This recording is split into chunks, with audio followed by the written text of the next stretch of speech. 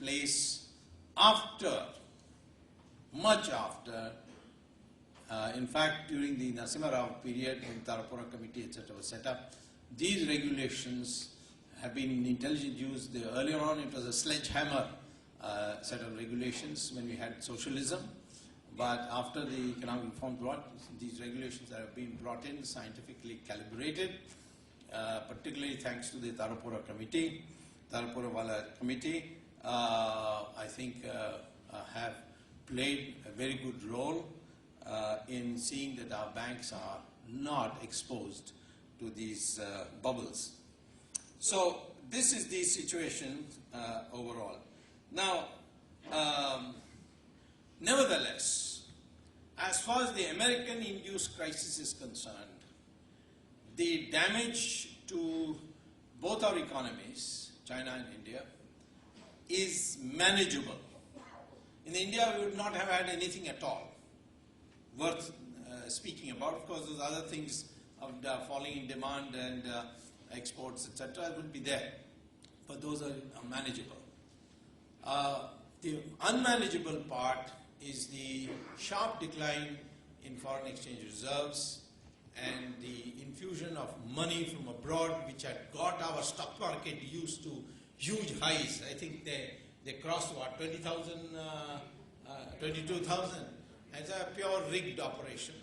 Anytime you want to earn money, you pull out and then it goes up, and then, the other way around, and then when you want to cash in, you sell. This rigging had been going on.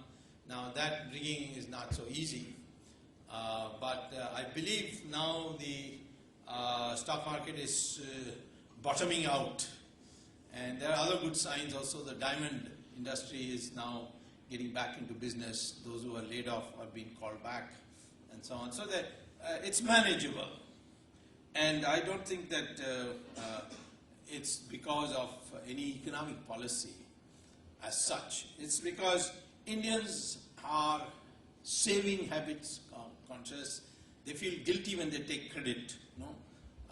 There's a psychological barrier to a credit spree, living beyond your means. The Indians save a large amount of their incomes, and this saving habit, which is there in China too, of the households, is being a cushion against of people going into bankruptcy. In China, in America, the rate of savings is minus the pension funds contribution is negative. So if you are unable to pay, you just can't dip into your savings.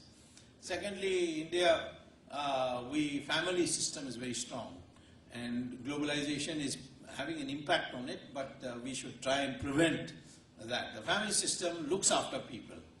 If some brother or sister is unemployed, the others tend to look after it. The family is a great shock absorber, and same thing is true of China. So that's another great advantage that is.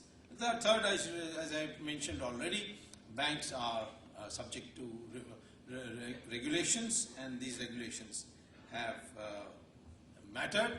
In the case of China, the regulations are poor, but China has got a huge commitment that no matter whichever bank, there are only 4 major state banks, and